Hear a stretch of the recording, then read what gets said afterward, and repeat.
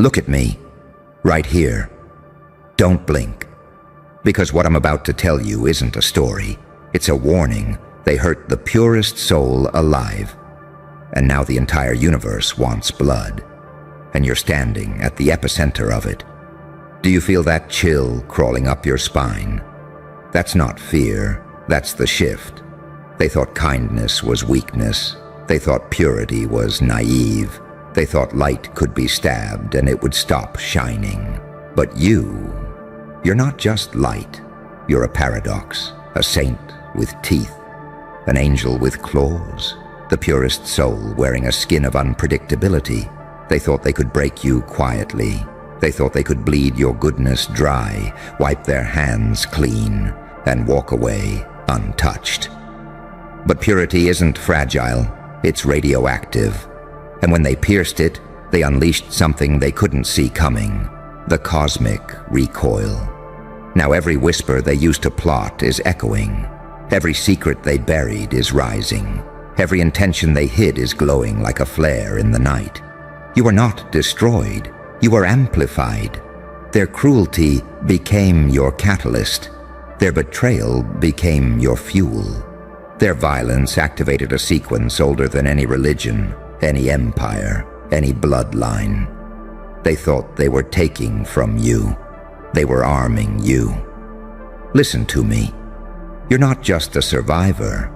You're the ghost in their files, the glitch in their timeline, the prophecy they laughed at but couldn't outrun. They don't even realize what's coming yet. They think you're gone. They think the story ended. But you're not gone. You're everywhere. You're in their sleepless nights, in their shifting shadows, in every moment of silence that suddenly feels like a courtroom. Because purity isn't weakness. It's a weapon they can't calibrate. They stabbed an angel and woke up a demon who still speaks with an angel's voice. That's what they don't understand about you. You're not two halves. You're both extremes, light and dark, grace and fury, saint and executioner. And when they forced you into pain, they didn't just shape you. They made you unpredictable.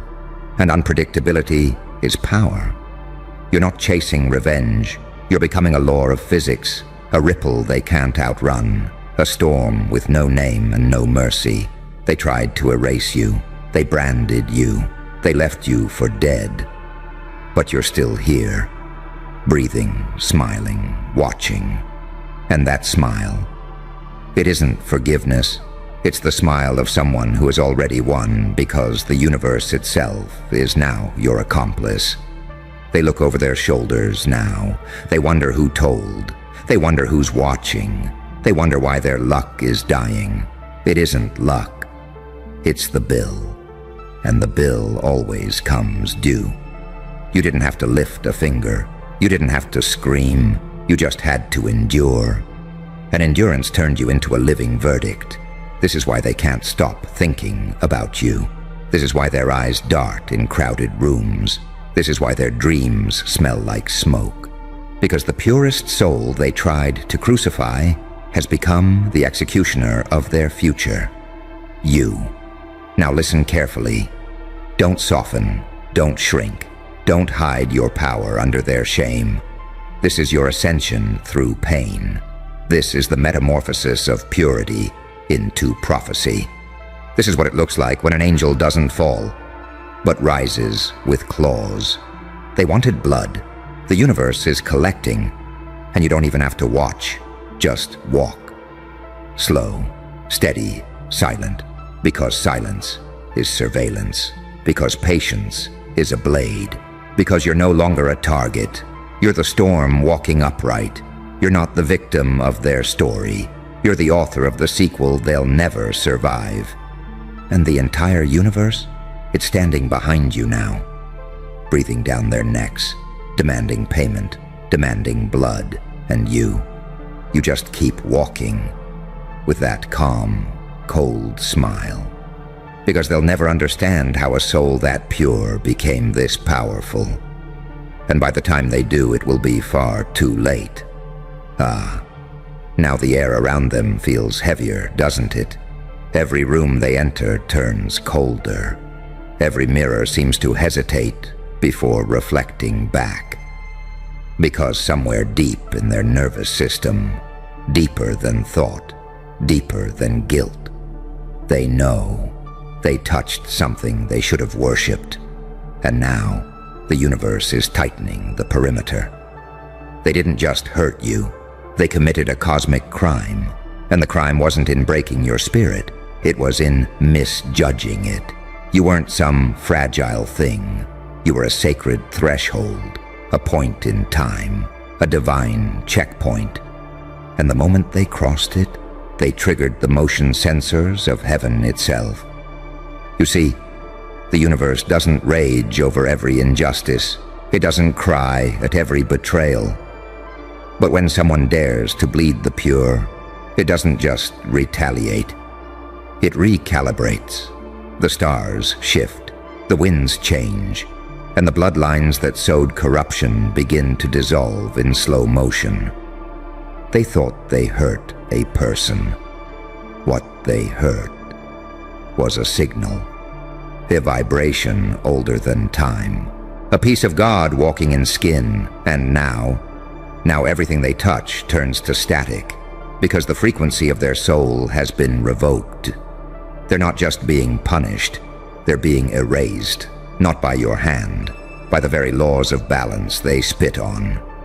Let me paint you a picture. Right now, somewhere in the silence, a divine tribunal is assembling. No courtrooms, no gavels, just frequencies, just light and memory. They're reviewing everything, not just what they did, but why they did it.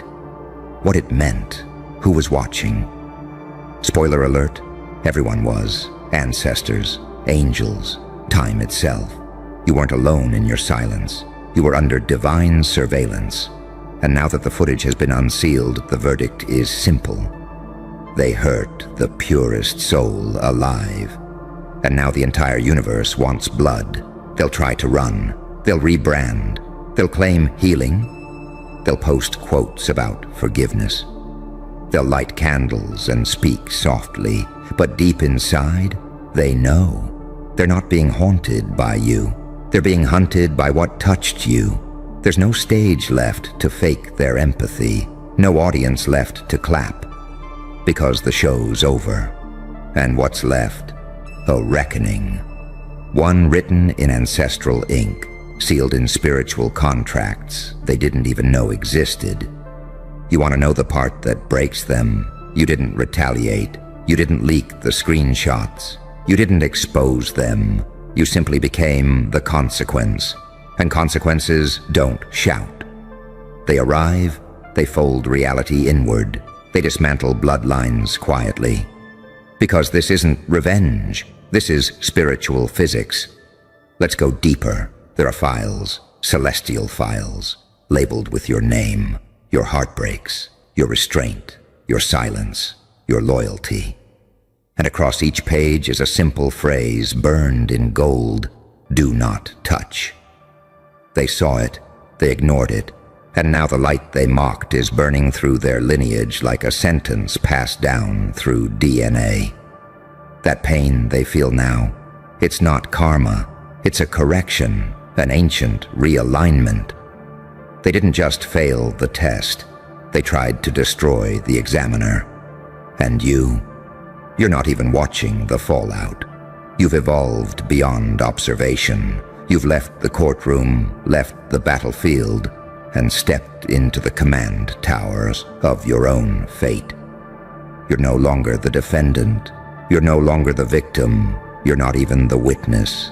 You're the activation point. Every movement you make now sends signals through realms. Every thought becomes law. Every breath a contract. You are not a soul anymore. You're a force. That's why they're terrified. Because you didn't just survive. You didn't just ascend. You didn't just evolve. You changed the rules. You're not playing on their board. You're not speaking their language. You are the cipher they'll never decode. And now, They're stuck in a loop of collapsing patterns, while the very energy they tried to silence is now echoing back with thunder. They touched purity. They mocked it, used it, betrayed it, and they thought that was the end. But purity isn't a finish line, it's a checkpoint. And every soul that crossed it with foul intent is now being scanned by something they can't name, can't pray, can't run from. And what's the price? Blood, not by your hand, by the gravity of their own actions. You didn't become a weapon. You became a mirror that never blinks, a reflection they can't delete, a judgment they can't dodge. So walk forward, not in rage, not in vengeance. Walk like the storm that forgave, but never forgot. Let the universe continue what you started, because what they hurt wasn't a person, it was a prophecy. And now that prophecy is walking, breathing, smiling, as they unravel into their own confession. Oh, now the vault's opening, and they're praying the footage inside never surfaces. Too late. Because this isn't just karma. This is a cosmic subpoena. And the timestamp? It matches exactly when they thought they got away with it. They hurt the purest soul alive. They didn't just cross a line. They punctured a divine firewall. And now, every digital trace, every whispered joke, every concealed strategy, every twisted smile behind a closed door is playing back like a leaked surveillance feed from heaven's war room. Footage doesn't match. Stories don't align. Faces flicker when the light shifts. The courtroom isn't asking anymore. It's recording. You didn't cry for justice. You became it, not by force, but by gravitational inevitability. Because when they wounded you, they didn't hit flesh. They triggered protocol, something ancient, encrypted in spiritual code. Protocol Omega, soul target breach, return consequence to bloodline, override all deception, activate universal witness. And now it's in motion, slow, silent, surgical. They wanted power so bad, they tried to siphon it from purity. But purity doesn't leak. It backfires. It waits until it's injected deep enough. Then it implodes their entire nervous system. They can't breathe in their own homes. Now the Watchers are here.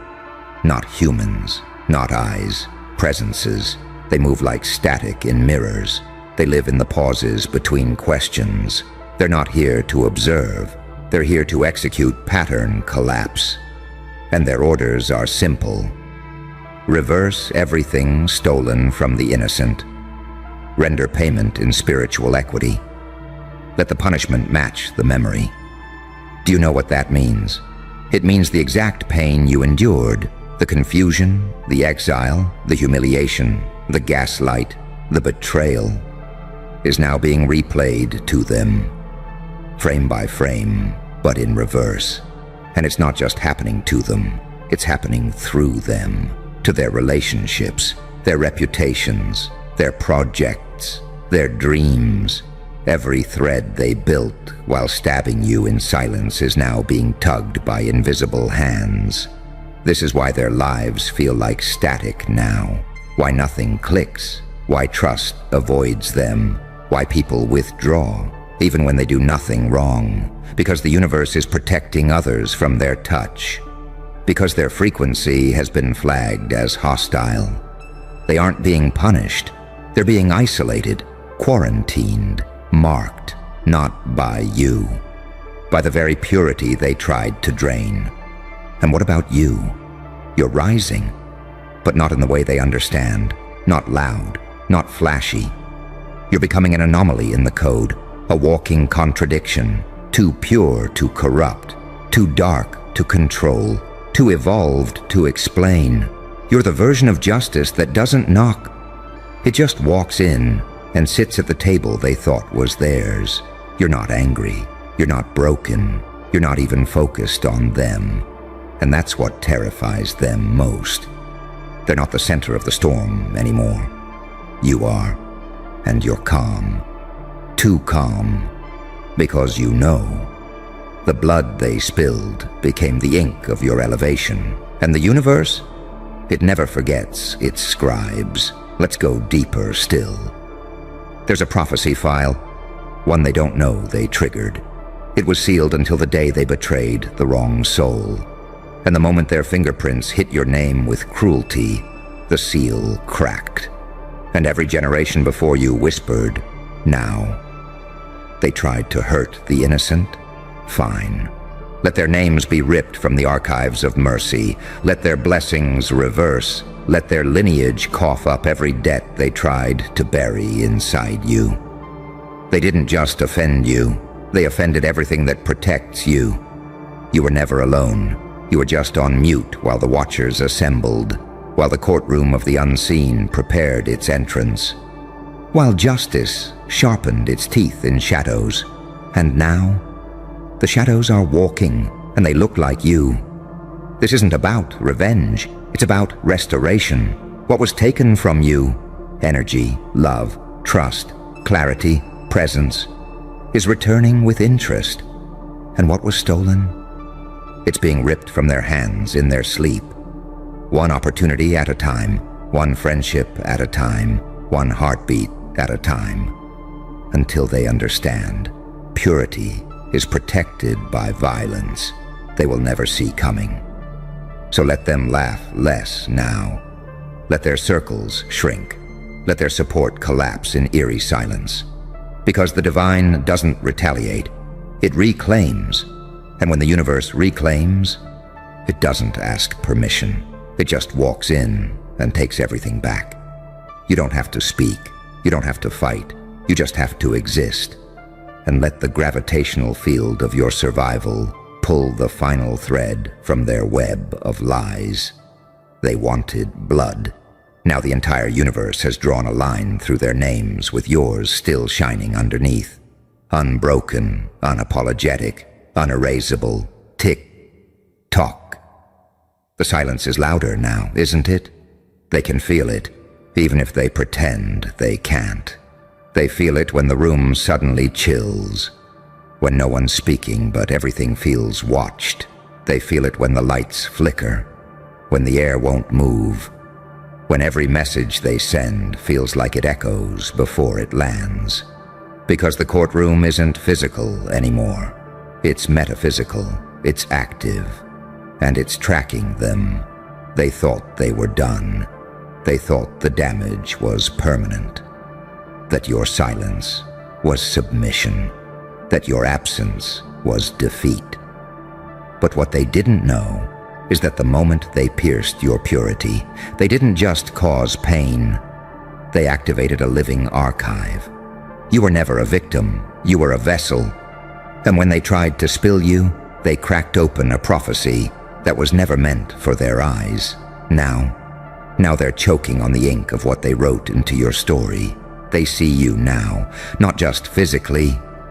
They see your name in places you never spoke. They hear your laugh in dreams they can't explain. They feel your calm in rooms they walk into, trembling. They tried to delete a soul that was mirrored in the very DNA of the planet. And now, the planet is mirroring them back.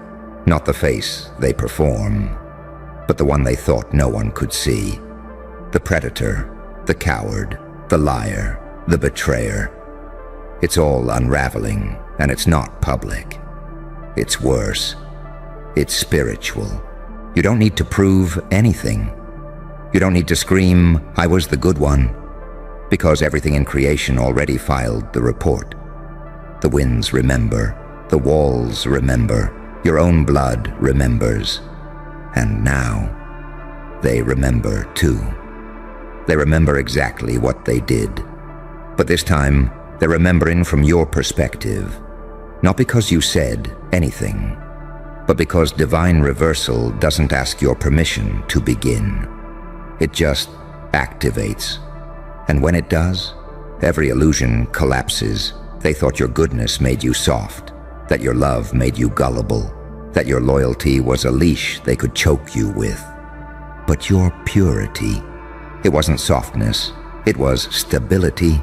You weren't passive, You were holding back storms with your smile, and the moment they turned on you, the restraints fell. And now the storm, it's learning to walk in your form, in your frequency, in your name. Because they didn't just break your trust, they fractured a sacred bond. And when sacred bonds break, the entire grid shifts, balance reconfigures. What once protected them now hunts them. What once hid them now exposes them. What once forgave them now collects. The Watchers are no longer watching. They've moved to execution mode. The data has been verified. The betrayal confirmed. The soul's light was real. The damage was intentional. Now the system is returning to balance, one thread at a time. And it doesn't need an army. It doesn't need headlines. It just needs time. Because time belongs to the innocent. And right now, time is on your side. You don't see the war because you're not in it anymore. You're above it.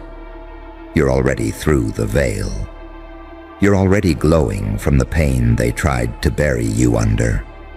You didn't survive.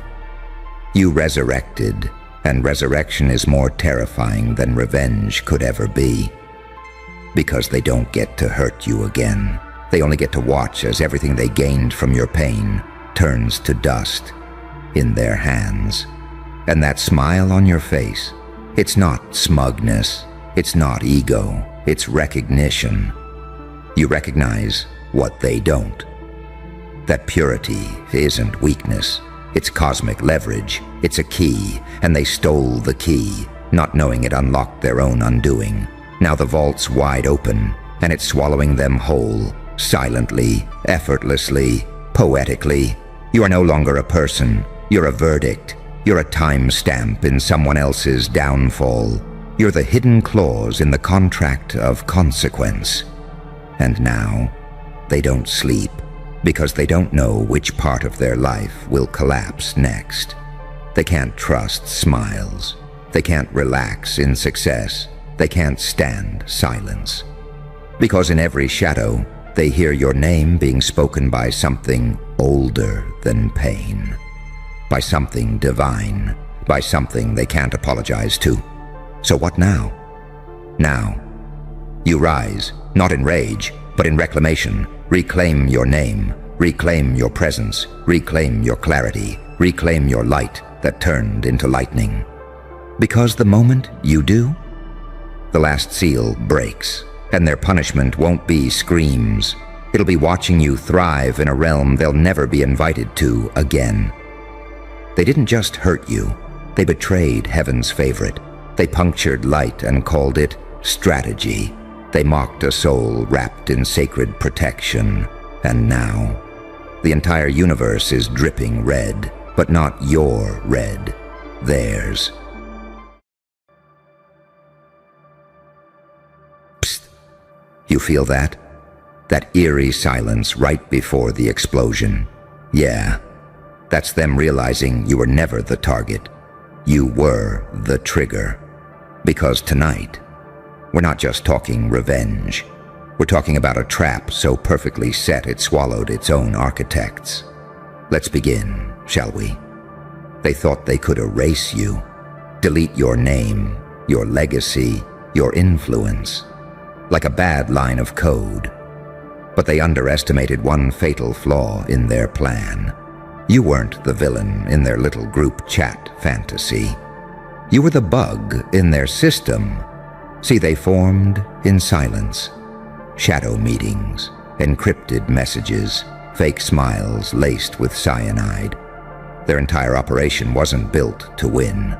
It was built to hide their weakness behind your downfall. But here's what they didn't understand. You don't fall. You collapse into data, and every bite of your destruction becomes a virus in their machine.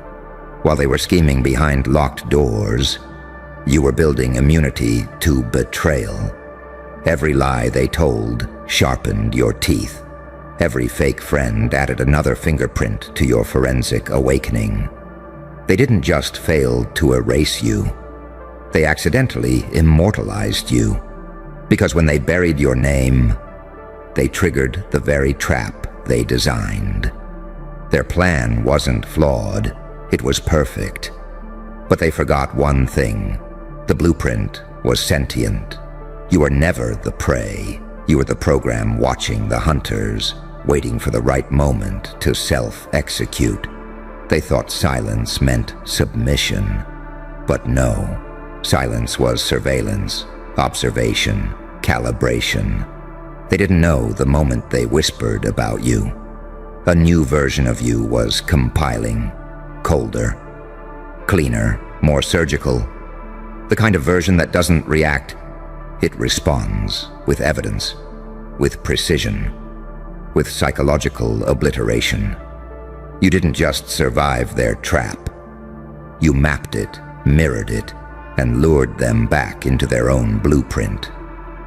Now they're standing on a floor made of glass, and every word, every move, every secret they thought was buried is echoing beneath their feet. That's the thing about silence. It's the loudest when it breaks. And oh boy, it's shattering now. They thought they were deleting you, but they were triggering your activation sequence. Because pain doesn't destroy you. It updates you.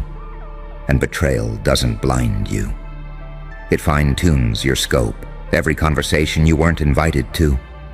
You memorized their pattern, every whisper they thought was private.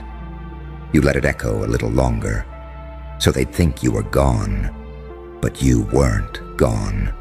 You were just watching the excavation of their own coffin. Funny, isn't it? They built the trap. They baited it with your name. But they forgot. Traps are circular. They always close in every direction. The moment they believed they won, that moment right there was the detonation code. You didn't need to fight. You needed to wait. Because karma doesn't rush. It documents. And every file they thought they deleted, yeah, they're printed now, stamped, dated, public. Their group is no longer secret. It's evidence. You see, the most dangerous weapon isn't a scream. It's a whisper that survives the fire. And you're not just a survivor.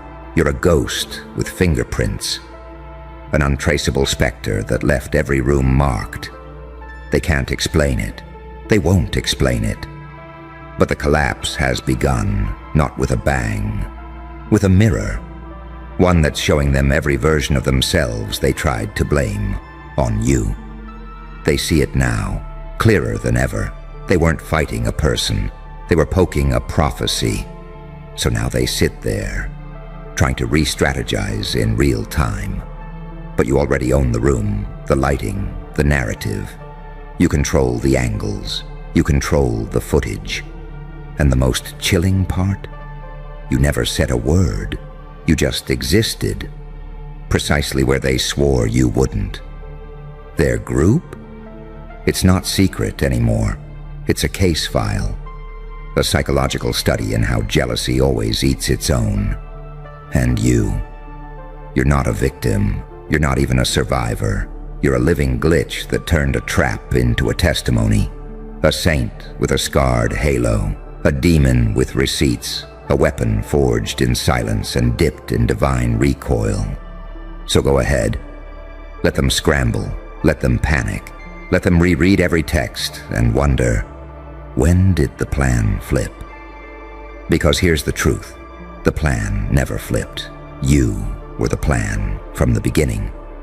They thought they buried you, but really, they just gave you the perfect view of their collapse.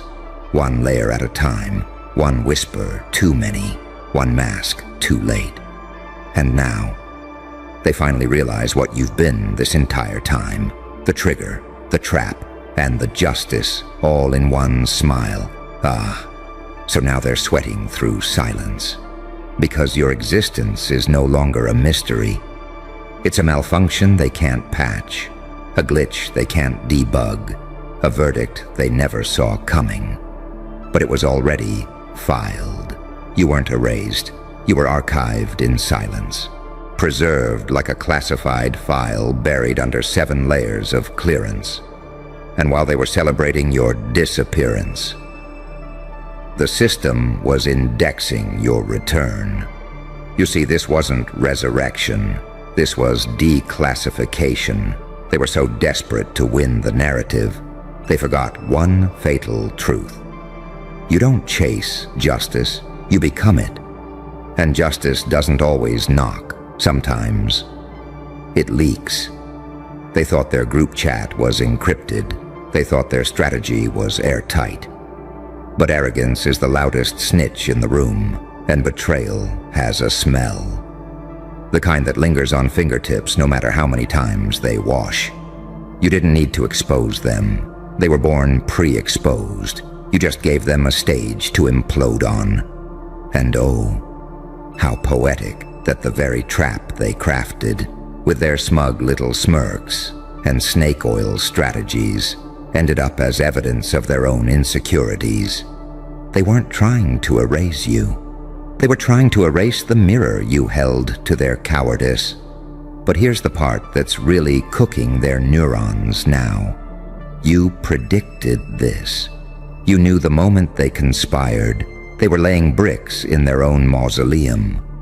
Because you stopped playing checkers the moment you realized they were on a chessboard you designed. Every fake alliance counted, every staged compliment cataloged, every backhanded support disguised as sabotage, filed, time-stamped, ready for trial. And now, it's Exhibit A through Z, and you're not the defendant. You're the executioner wearing velvet gloves. Let's get psychological. They didn't hate you. They hated that you were unreplicable. You weren't part of their algorithm. You weren't a follower they could mold. You were a system update from a different dimension, a collision between prophecy and unpredictability, a storm written in divine syntax. They couldn't control it, so they tried to delete it. But what do you do when the thunder follows you? What do you do when the ghost doesn't haunt? It hunts. You're not their fear anymore. You're their karma in human form. They lit the fuse, thinking you'd burn, but you turned into a detonation sequence, and now the aftershock is echoing across every file they ever thought was buried. And oh, you want to talk about secrets? They had one. A little secret group, born in jealousy, raised in fear, fueled by insecurity. You were their obsession, their inside joke, their target practice. But what they didn't realize was that in trying to erase your name, they kept rewriting it in bold, capitalized, underlined headlines. They didn't erase you, they amplified you. Every denial was a marketing campaign. Every insult was a prelude to their own obituary. And now, they're scrambling through their memories, trying to remember which lie started the domino effect. They can't even find the beginning anymore, because the beginning wasn't you. It was the moment they tried to dim something they didn't understand. You weren't just unerasable. You were pre-written into the architecture of their failure. And now, here we are. You, still breathing, still watching, still untouched, while they're unraveling, slowly, publicly, beautifully. They're trying to shut it down now, trying to act innocent, trying to form new alliances. But baby, you've got the original blueprint. And more importantly, you've got the trap logs, every step, every slip, every panicked, delete that message. Too late. The system already scanned it. The archive already locked it in. The universe already pressed send. They didn't get hacked. They got haunted by the ghost of someone they thought was easy to bury. But here's the twist that's breaking their minds in real time. You never fought back. You never threw a punch. You never leaked a file. You never raised your voice. You just stood there, letting the laws of consequence execute the script they authored. Now their trap is on trial. Their group is under surveillance. Their laughs echoes in a courtroom, and you. You're not angry, you're not bitter, you're just documented, clean, untouchable, free, the kind of clean that makes them dirty by contrast. So let them hide, let them panic, let them relaunch under new names, with new masks and new tactics. It's too late, because you didn't just survive their trap, you rewired it to reward betrayal with collapse. And they walked in, smiling, confident, oblivious, and now the door is locked. And you're already outside, suit pressed, face calm, watching the dust settle on a group that built its own destruction with your name in every brick. You want to know what real power is? Real power is when you don't need revenge, because their own strategy executes itself while you sit back and sip the silence. Justice didn't knock. It walked in wearing your face. So congratulations. You didn't just win, you rewrote the entire algorithm, and now they're just data, buried in their own trap. Oh, now they're searching for the undo button, aren't they? Panicking behind locked screens, holding secret meetings in even smaller rooms, trying to figure out how it all flipped without warning. But here's the punchline they never prepared for. There is no undo button. Not when the entire system was designed to auto-detonate once it detected betrayal.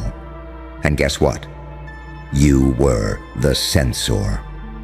Let me tell you something cold, something they're too scared to say out loud in their circle of liars. They didn't just lose, they got mirrored. Their entire strategy was a trap designed for you. But laced with their own fingerprints, every layer of deception they constructed was actually a confession they didn't know they were writing. And now that mirror is up, held steady by divine jurisdiction and lit by the fire of every injustice they thought would stay in the dark. They're trying to scrub the messages now, rewriting files, pretending the plan was never real. But here's the curse they can't escape. The trap remembered, even when they forgot. Because this wasn't just about erasing you, it was about preserving themselves. And that's where they made the fatal mistake. They thought if they dimmed your light, no one would notice their rot. But you didn't die. You transformed, you went ghost mode, started showing up in their dreams, their failures, their reflections. You became the entity they can't explain, the glitch that keeps crashing every version of their next move. They thought you were weak because you walked away, but you weren't walking away. You were walking up. And the altitude? It made their egos suffocate. Now they're backpedaling. Oh, it was a misunderstanding. Oh, it wasn't personal. Oh, we were trying to help. No, you were targeted, surrounded, marked. And you didn't just survive. You let the whole thing play out because you knew the best revenge is always time-stamped. And the timestamp is now. Return to sender, initiated, group collapse, footage verified, conspiracy stability, 0%. They were so desperate to erase your power, they never realized they were signing divine release papers. And those papers had their own built-in trigger clause. If target survives, collapse all participants. And now it's happening.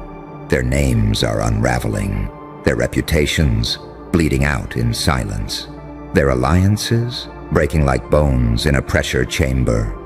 You didn't need to lift a finger. You just stood still long enough for the fire to find oxygen. That's how real power works. It doesn't retaliate, it reveals. Let me go deeper. You weren't just misunderstood. You were misclassified. They thought you were naive, emotional, disposable. A pawn with too much heart and not enough strategy. But while they were playing personality poker, you were decoding intention, tracking tone, watching body language like a human lie detector. You didn't react. You recorded. You documented. You let their shadows dig their own forensics. And when the day came, you didn't shout. You didn't expose them. You just flipped the mirror and let them witness their own corruption in 4K. No filter, no mercy, no forgiveness, just playback. You weren't out for blood. You were out for balance. But they took your patience as weakness. They thought, if we all agree they're the problem, no one will see the truth. But truth doesn't beg. It waits, it accumulates, and eventually it detonates, like now and now. Their systems are failing. Their group chat is dead. Their excuses sound like confessions under oath. Why? Because you didn't play their game. You rewrote the arena. And then you watched from above as they walked blindly into their own collapse algorithm. That's the beauty of divine timing. It doesn't rush, it records. And when it plays the footage back, you don't need to say a word. Because the evidence is their own reflection. You know what's driving them mad now. It's not just that you survived. It's that you're calm, poised, untouched. They can't find rage on your face, no bitterness in your voice, just awareness. The kind of awareness that terrifies cowards. Because deep down, they know. You still haven't used your full power yet. And that's what breaks them, because you're not here to win petty battles. You're here to end bloodlines of betrayal. You are the interrupt signal that breaks every generational curse they tried to recycle into your future. This wasn't about revenge. It was about reckoning. They buried you with assumptions, but you bloomed with receipts, and now they don't fear your anger, they fear your peace.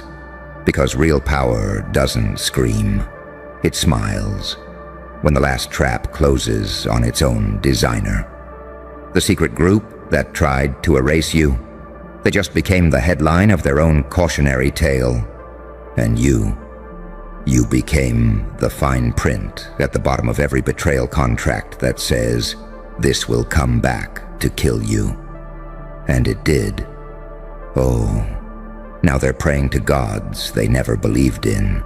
Now they're lighting candles in rooms they used to mock you for sitting in. But you already know, this isn't about prayer. This is about repercussions. This is about what happens when a group of masked cowards tries to erase a storm, but forgets they're standing in a forest full of dry leaves. You didn't respond with rage. You responded like a law written in silence. And now that silence is echoing louder than any scream they've ever released. Let's bury them deeper. They thought they could curse your name in private. They thought they could move like shadows, cut you out of rooms, whisper your downfall into systems, and smile like saints in public. But the universe doesn't honor performance. It honors alignment. And the moment they chose distortion over truth, the trap began to hum. A low, slow frequency only the guilty can hear. Now they can't sleep. Now their dreams glitch. Now every conversation feels like it's being recorded. Because it is, not by you. By everything around them, you didn't set the trap. You became the trigger that activated the one they set for themselves. They gathered as a collective of envy. A secret society of the almost talented. The almost wise, the almost enough. And they told themselves, if we take you out, maybe we'll matter again. But that's the thing about you. You're not one person. You're a signal. You're a divine anomaly wrapped in skin. A walking contradiction too powerful to label. Too quiet to detect. Too dangerous to understand.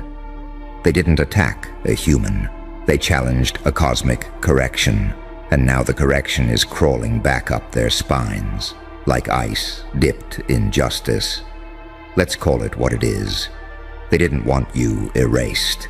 They wanted you invisible, present but irrelevant, breathing but muted. But the moment they couldn't control your light, they chose to conspire in the dark. What they didn't know? You were raised in the dark, forged there. You were born in the depth they drown in. They mistook your silence as surrender, but it was just surveillance. And what you saw, everything. Now here comes the part that eats them alive. They saw you walk away, and they celebrated. They called it victory. They mistook your withdrawal for defeat. But you weren't retreating. You were recalibrating. You were entering phase 0. Let them think they won. Let them speak freely. Let them document their downfall with their own hands. You let them celebrate. Because you knew celebrations recorded in arrogance become exhibits in courtrooms of divine justice. And now that courtroom is open. Gavel in hand, footage cued, names time-stamped. They never saw the audience watching, not the public, the watchers, the ancient ones, the gatekeepers of balance. You think this is over? No. This is exposure phase. This is when their own trap begins to breathe back onto them. Where every text they thought disappeared resurfaces like it's summoned by guilt itself. Where every member of that group, the backdoor strategists, the silent co-signers, the fake I didn't know players, are being named. You didn't snitch. You didn't leak. You didn't scream. The universe did it for you. Because this level of betrayal, it doesn't stay buried. It festers into prophecy. They're panicking now. Not because you came for them, but because you didn't. You didn't go on a smear campaign. You didn't drop names. You didn't call them out on social feeds. You let time do it. You let patterns do it. You let divine intelligence run its course. And now, they're being dismantled by their own ripple effects. The very thing they tried to do to you, it's now being studied as a case of spiritual self-destruction.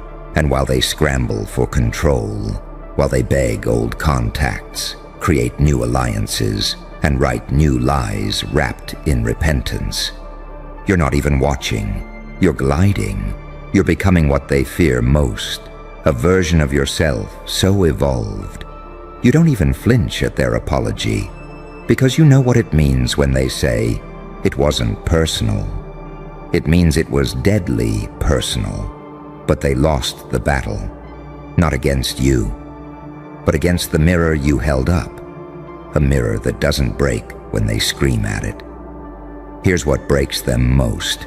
You never raised your voice, never threw a punch, never snapped. You simply existed. And that was enough to trigger a spiritual landslide beneath a network of lies. That's power. And it wasn't borrowed, it wasn't taught, it wasn't given, it was written into your soul before they even formed their little secret group. And now, the group is no longer secret. It's a warning label. Beware of the ones who move against balance. They don't just lose. They get buried by the code they tried to corrupt. You are not a person. You are a judgment rendered in slow motion, a download of justice packaged in skin and unpredictability, a phenomenon they cannot explain. Because you were never meant to be understood. You were meant to be witnessed. And now, their whole trap isn't just exposed. It's documented in high-definition divine clarity. Welcome back, you beautiful architects of ruin, you silent executioners, you walking final chapters. They thought they had you cornered, didn't they? Thought they'd finally broken you down to begging, to pleading, to that pathetic display of weakness they'd been engineering for months. They set the stage perfectly, rehearsed their lines, gathered their witnesses, built the entire prosecution case around your inevitable collapse. Then you opened your mouth and spoke exactly 7 words. 7 simple words that detonated their entire reality. For 6 months now, they've been in rooms you'll never see, replaying those words like a crime scene recording. Therapists have analyzed them, linguists have dissected them, their friends have theorized about them, and every single person who heard what you said that day walked away changed, disturbed, unable to shake the feeling that they just witnessed something they weren't prepared for. Because you didn't beg, you didn't explain, you didn't defend, you delivered a surgical strike, so precise, so devastatingly calm, that the war ended before anyone realized it had begun. Let me paint you the picture they won't talk about. There you were, surrounded by their carefully constructed narrative, their alliance of lies, their united front of manufactured righteousness. They had the scripts ready, the reactions prepared, the victory celebration planned. They were so confident you'd crumble under the pressure, finally admit defeat, finally give them the satisfaction of seeing you broken. They wanted tears, they wanted apologies, they wanted you on your knees rebuilding the bridges they burned while pretending you were the arsonist. Instead, you smiled. That smile, oh, that smile. It's the part they can't stop talking about in those private conversations. It wasn't cruel, it wasn't mocking, it wasn't even particularly emotional. It was the smile of someone who knows something you don't. The smile of someone who's already 10 moves ahead. The smile of someone who stopped playing their game entirely and created a new board they'll never understand. Then you spoke those words, whatever they were, and the temperature in the room dropped 20 degrees. Not because of what you said, but because of what your tone revealed. You were already free. See, they spent 6 months studying your last words because they're trying to reverse engineer the moment they lost. They're trying to find the flaw in their strategy, the crack in their armor, the point where their perfect trap became their own cage. But here's what's driving them absolutely insane. There was no flaw. There was no mistake. There was just you, and your refusal to participate in the humiliation ritual they designed. You didn't fight back, because fighting back would mean you still cared about the outcome. You just spoke your truth and walked away. Let's talk about what happened in the months that followed, shall we? Because this is where it gets truly beautiful. They thought those words would fade, that the impact would diminish, that eventually everyone would move on and forget. Instead, your last words became a virus in their system. Every time they tried to tell their version of events, someone would bring up what you said. Every time they tried to paint you as the villain, your calm delivery of those final words contradicted their narrative. You weren't there to defend yourself. You didn't need to be, because your exit was so complete, so final, so undeniably powerful that it became its own defense. People started asking questions they weren't supposed to ask. If you were really the problem, why were you so calm? If they were really the victims, why did your last words haunt them so badly? If the situation was as simple as they claimed, why couldn't anyone who was there that day tell the story without their voice shaking? You created reasonable doubt with your silence. You weaponized your absence. You turned their victory celebration into a crime scene where they were the only suspects and your last words were the evidence they couldn't explain away. 6 months they studied those words, replaying the moment, analyzing your expression, trying to decode what you knew that they didn't. And here's the hilarious part. They're still convinced there's some hidden meaning, some secret message some encrypted threat buried in what you said. They can't accept the simplest explanation, which is that you meant exactly what you said, nothing more, nothing less. You weren't playing psychological chess.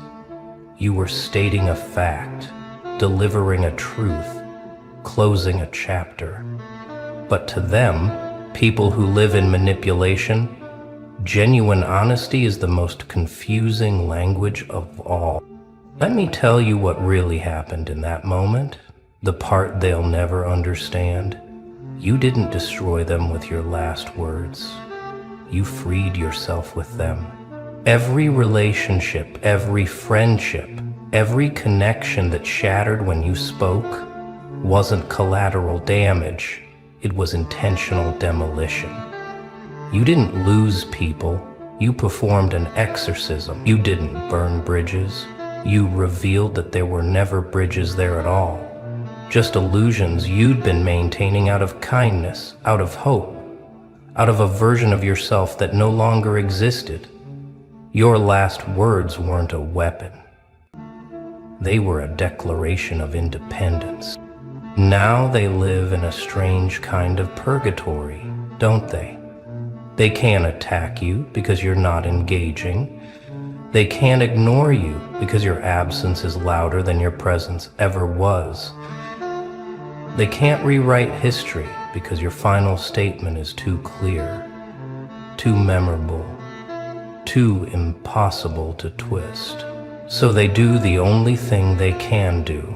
They study those words, searching for ammunition that doesn't exist, looking for a vulnerability you didn't show, hoping to find some evidence that you're suffering the way they need you to be suffering. Spoiler alert, you're not. Because here's what they discovered in those 6 months of analysis, and it's the truth that keeps them up at night. You weren't bluffing. You weren't posturing. You weren't trying to hurt them or win some invisible competition. You were genuinely, completely, terrifyingly done. Not angry, not bitter, not vengeful. Done. Finished. Moved on to a level of existence where they simply don't matter anymore. And that absolute indifference, wrapped in those final words, is what they can't process, can't accept, can't survive. The funniest part? They thought they were studying you, analyzing your psychology, mapping your weaknesses, understanding your breaking point. But what they were actually doing was holding up a mirror to themselves. Every theory they developed about why you said what you said revealed more about their own insecurities than about you. Every analysis exposed their own fears. Every discussion proved that they were the ones who couldn't let go, couldn't move on, couldn't exist without the drama you'd walked away from.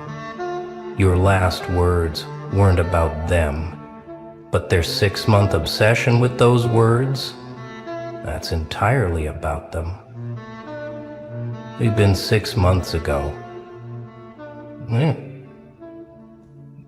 Let's go deeper into the aftermath, because this is where your legend was truly born. In the weeks following your departure, they tried to control the narrative, spinning their version of events to anyone who would listen. But something strange kept happening. People who heard your last words firsthand, even people who were supposed to be on their side, started quietly distancing themselves. Not because they suddenly loved you, but because they recognized something in your exit that made them uncomfortable with the prosecution. You didn't fight dirty. You didn't manipulate. You didn't play victim. You just spoke your truth and left. And that simplicity was more powerful than any elaborate revenge could ever be. See, they needed you to be the villain in their story. They needed you to rage, to threaten, to break down. to give them something they could point to and say, "See, this is why we had to do what we did." But you didn't give them that gift. You gave them nothing. And in that nothing, in that refusal to play your assigned role, you became something far more dangerous than a villain. You became a question mark, a gap in their narrative that they couldn't fill, no matter how many lies they told. Your last words were simple, direct, unremarkable to anyone who wasn't there. But to them, they were a riddle that exposed every lie they'd built. Month 1 after your exit, they were confident, convinced that you'd come crawling back, that you'd break, that you'd reach out to explain yourself or defend your position. They watched your social media like hawks, analyzed your every post for hidden meanings, convinced that any day now you'd show weakness. Month 2, the confidence started cracking. You weren't coming back. You weren't even acknowledging their existence. You were living your life like they'd never been part of it, and that was somehow more insulting than any confrontation. Month 3, the obsession began. The constant conversations, the theories, the attempts to decode what you meant, what you were planning, what you were thinking. They were haunted. By month 4, something shifted. The people around them started getting tired of hearing your name, started questioning why, if you were really as terrible as they claimed, they couldn't stop talking about you. Started noticing that their lives seemed to revolve around someone who was no longer even present. Your absence became a presence that dominated every conversation, every gathering, every moment. You weren't there, but you were everywhere, living in their heads rent-free, occupying space they couldn't evict you from no matter how hard they tried. Your last words had planted a seed that grew into a forest they couldn't escape. Month 5 brought the fractures. The united front started showing cracks. Some people started privately questioning the narrative, wondering if maybe they'd been too quick to judge, too eager to pile on, too willing to believe the worst. Not because they suddenly realized you were right, but because 6 months of watching people obsess over someone who'd simply walked away started looking worried, unhealthy, suspicious. If you were really the problem, why couldn't they move on? If their victory was so complete, why did it feel like they'd lost something irreplaceable? Your silence was asking questions their words couldn't answer. And now, month 6, here's where we stand. They're still studying your last words, still trying to crack the code, still convinced there's some hidden meaning they're missing. But here's the truth they're terrified to face. There is no hidden meaning. You meant exactly what you said. The power wasn't in the words themselves, it was in the fact that you meant them absolutely. No hidden agenda, no manipulation, no game. Just truth, delivered with the calm of someone who'd already won by choosing not to fight. That's what they can't comprehend, can't replicate, can't defend against. Genuine, unshakable peace in the face of their manufactured chaos. Let me tell you what your last words really were, metaphorically speaking.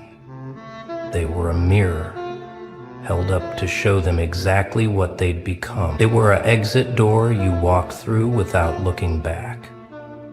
They were a final gift of truth in a relationship built on lies. They were a boundary that couldn't be crossed, negotiated, or manipulated. They were the period at the end of a sentence they wanted to keep writing. They were the silence after the mic drop. They were the last page of a book that had no sequel. They were final, and that finality is what destroyed their world. because they'd built their entire identity around keeping you engaged in their drama. Think about the psychological warfare they attempted, the gaslighting, the manipulation, the carefully orchestrated confrontations designed to break you down. They studied every reaction, adapted their tactics, brought in reinforcements when you showed strength. They were treating your destruction like a science project, taking notes, making adjustments, absolutely convinced that eventually they'd find the right combination of pressure and pain to make you crumble. They had months of data, patterns of behavior, psychological profiles.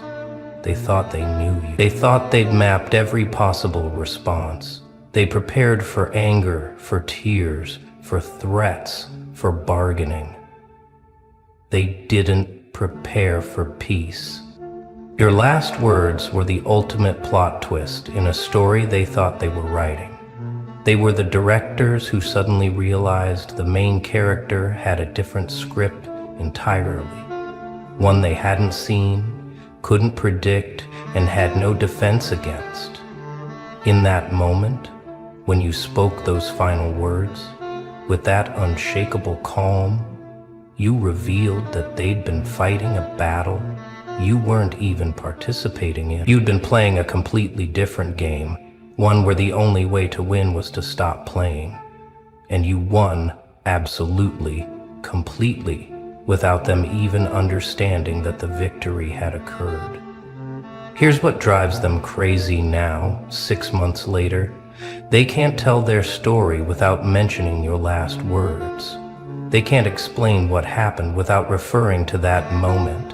And every time they do, every single time someone new hears about those words, about your calm delivery, about the way you just walked away, it undermines their entire narrative. You've become the ghost in their story, the unexplained variable, the piece that doesn't fit their puzzle no matter how they arranged it. They knew it. Your exit was so clean, so complete, so utterly final, that it left no room for the messy victim narrative they were trying to build. The battle was over before it started, because you understood something they never will. The only way to beat someone who lives for drama is to exit the stage entirely, not with a dramatic flourish, not with a final monologue, not with a big confrontation. Just with simple, honest words and the absolute conviction to walk away and mean it. They brought weapons to a war you refused to fight.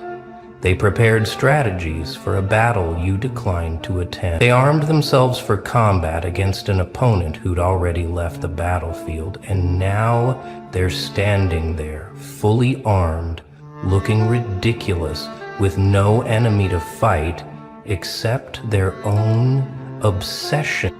6 months of studying your last words, and here's what they still haven't learned. The power wasn't in the words. It was in you, in your willingness to let go completely, in your ability to speak truth without needing them to accept it, in your strength to walk away without needing closure, permission, or validation. You didn't win the battle with those words.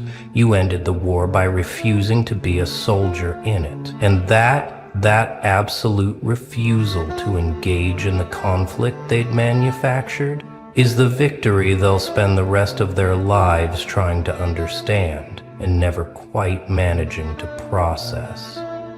Now let's talk about what comes next, because this is where your story stops being about them and becomes entirely about you. See, they're still back there, frozen in that moment, replaying your last words, trying to decode meaning that doesn't exist. But you've lived 6 entire months of life they know nothing about. You've grown in ways they can't track. You've evolved past the version of yourself they're still trying to analyze. While they were studying your last words, You were writing entirely new chapters they'll never read, building a life they're not invited to witness, becoming someone they wouldn't recognize. The revenge they fear, the retaliation they've been preparing for, the comeback they've been dreading, it's never coming. Not because you forgave them, not because you've moved on in the way they hope you have, but because revenge would require you to still be playing their game, still operating in their reality, still caring about their opinion of you. And you're so far beyond that now, existing in a frequency they can't access, living a life where they're not even background noise. They're not your villains, they're not your obstacle, they're not anything. They're just people you used to know from a life you used to live, in a version of yourself you've outgrown entirely. Here's the part they'll never show in those 6 months of analysis sessions, the part where they check your social media obsessively, looking for any sign that you're thinking about them. The part where they bring up your name in conversations, fishing for information, hoping someone has intel on whether you're suffering. The part where they convince themselves they don't care, while simultaneously dedicating hours to discussing, analyzing, and theorizing about you. The part where your absence has become a presence more powerful than you ever were when you were around. You're the name they can't stop saying, while claiming they've moved on. The thought they can't stop thinking, while insisting you're irrelevant. They wanted you to beg. They engineered the entire situation to force you to your knees, to make you apologize for crimes you didn't commit, to extract from you a confession that would validate their cruelty. They needed your weakness to justify their behavior. They needed your tears to wash away their guilt. They needed your breakdown to prove they were right to treat you the way they did. Instead, you stood up straight, spoke a handful of words that carried the weight of absolute finality, and walked away like you were leaving a restaurant after a mediocre meal, unbothered, unbroken, unconcerned with their performance. The nuke you dropped wasn't explosive, it wasn't loud, it wasn't destructive in the traditional sense. It was truth, delivered with the confidence of someone who doesn't need you to believe it. It was peace, demonstrated by someone who'd found it despite your best efforts to steal it. It was freedom, embodied by someone who'd broken chains you didn't even know you were holding. The battlefield you nuked wasn't the physical space where your confrontation occurred. It was the mental landscape where they thought they had power over you. You erased that landscape entirely, leaving them standing in rubble of their own making, holding weapons that no longer had a target.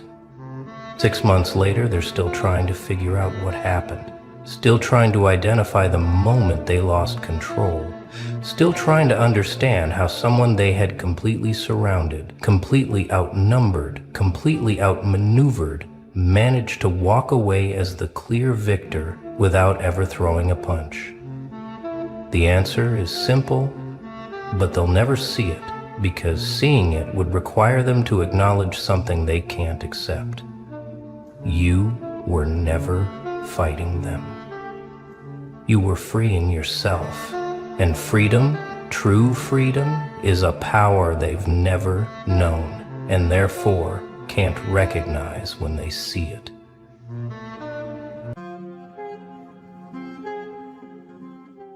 They always come back, don't they? With those tired eyes, dragging their regrets behind them like rusted chains.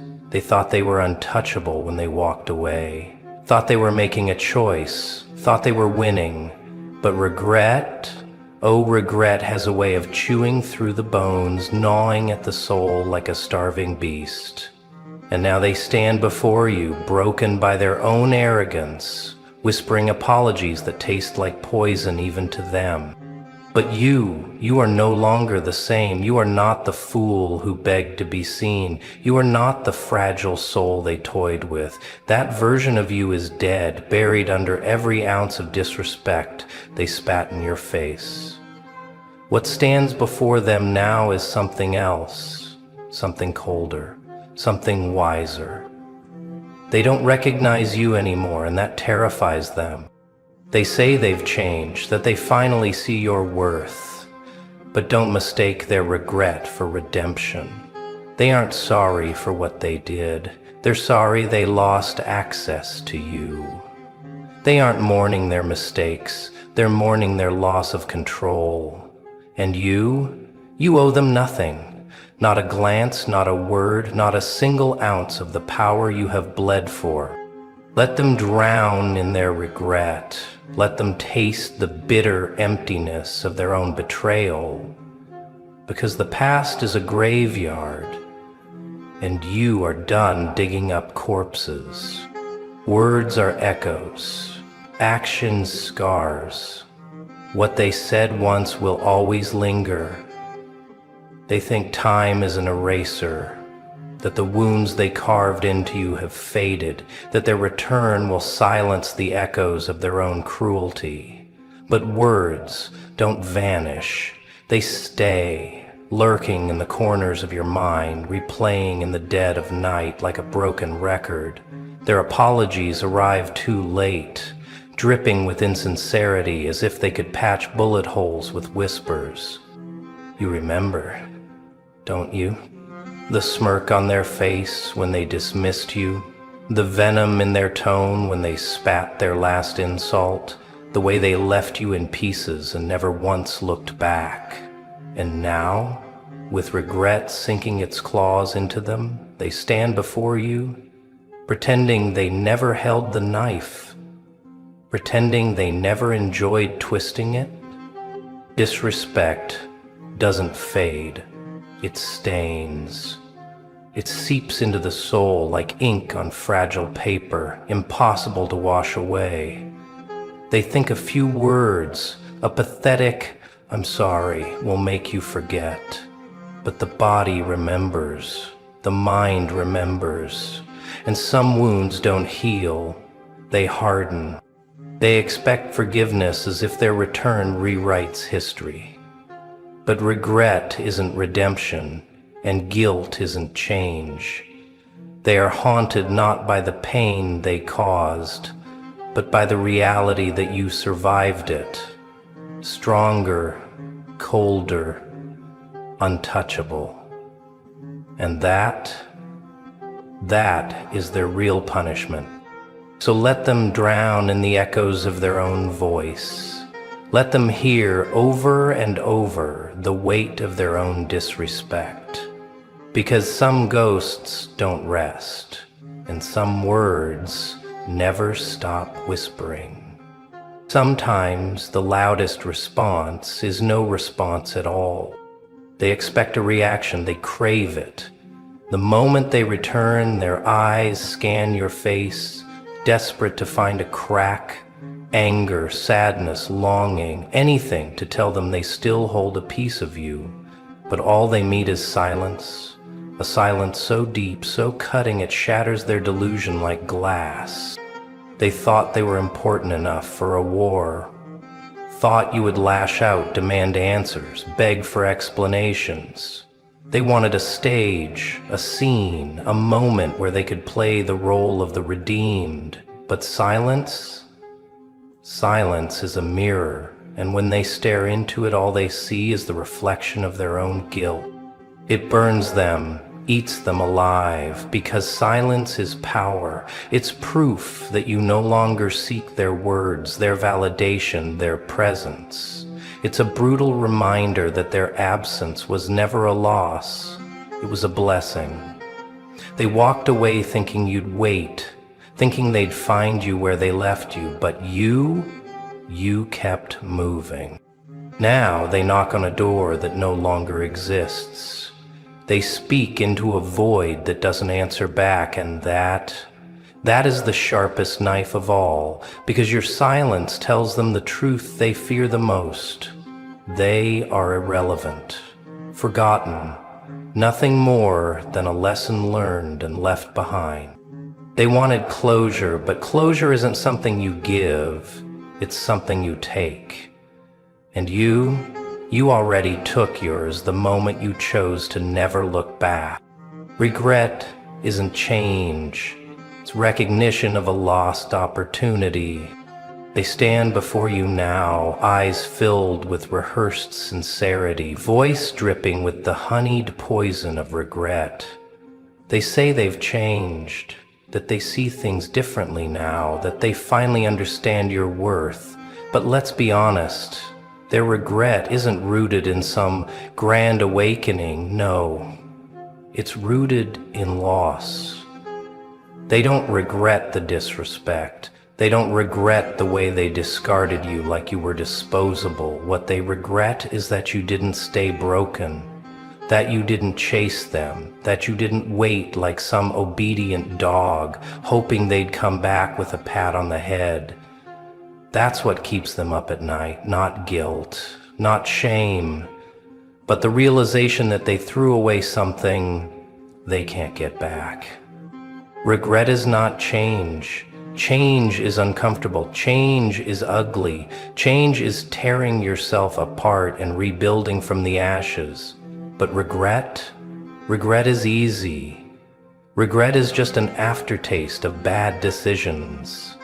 And they expect you to believe that after all this time, after all the lies, all the betrayals, all the games, they've suddenly transformed into someone worthy of your time? No, they haven't changed. They've just been humbled by consequence. They've seen you rise, seen you glow in the darkness they left you in, and now they want to sink their claws back in. But that's not change, that's desperation. That's self-interest wrapped in pretty words. And you owe it to yourself not to fall for the illusion. They had a choice, they had time. They had chance after chance after chance. And they used every single one to prove exactly who they are. So now it's your turn to prove who you are. Not their second option, not their safety net, not the fool they once played, but the lesson they had to learn the hard way. They see the new you and think they can fit in again, but they're out of sync with who you've become. They watch you from a distance, trying to make sense of the person you are now, trying to connect the dots between the version they left behind and the version that stands before them. But the problem is, the map they're using is outdated. The road they once walked with you, it no longer exists. They remember you as predictable, as someone who tolerated their games, who forgave too easily, who made excuses for their absence. But that version of you died the moment you realized your worth, the moment you stopped begging for respect, the moment you chose to rise instead of wait. And now they're speaking a language you no longer understand. They'll try to reminisce, try to bring up old memories, old jokes, old moments where they held power over you. But every word they speak feels foreign. Every attempt to connect feels forced, because while they were comfortable in the past, you were busy evolving into someone they never imagined you could be, someone who doesn't need them, someone who no longer sees them as anything but a relic of a life you left behind. It's not that they can't see your growth, it's that they don't understand it. Their mind is still trapped in yesterday, still shackled to the version of you that accepted less. But you're operating on a different frequency now, one they'll never be able to reach, and that's what haunts them. They thought they could return and pick up where they left off. But the game has changed, the rules have changed, and the truth is, they never even knew how to play in the first place. Don't let their regret be the chain that pulls you back into the past. They know exactly what to say. They know which memories to resurrect, which moments to replay like an old song, hoping the melody still tugs at your heart. Remember when we laughed for hours? Remember when I was the one you trusted the most? Remember when we were unbreakable? They whisper these words like spells, trying to weave a fantasy where none of the damage they caused ever happened. But nostalgia is a liar. It dresses the past in golden light, hiding the shadows where the truth still lingers. It erases the nights you spent questioning your worth, the moments they left you wondering if you mattered at all. They want you to remember the warmth and forget the cold. They want you to remember the laughter and ignore the silence that followed, but you can't afford to forget. Because the past they're selling isn't real, it's a mirage, a carefully edited version of reality that serves only them. They don't want you back because they miss you. They want you back because you moved on, because you made peace with what they did, because your strength has become their punishment. And now they want to rewrite history. They want to paint themselves as someone worthy of another chance. But the past is a graveyard, and nothing good ever comes from digging up what should stay buried. Let them grieve the loss of you. Let them drown in their regret. But don't you dare step back into the fire they once left you in. Your future doesn't have space for their mistakes. It never did, and the greatest revenge, it's not anger, it's not payback, it's making sure they stay exactly where they belong, behind you. The strongest people are those who can walk away from what's already broken. They think you're cruel for leaving them behind, they think you're heartless for not looking back, but they don't realize letting go isn't an act of destruction, it's an act of survival. It's the moment you choose yourself over the weight of their regrets. And that takes more strength than they'll ever understand. They expect you to stay tangled in their web, to keep holding on to the what-ifs and maybes, to believe in the fantasy that things could somehow go back to the way they were. But you've seen too much. You've felt too much.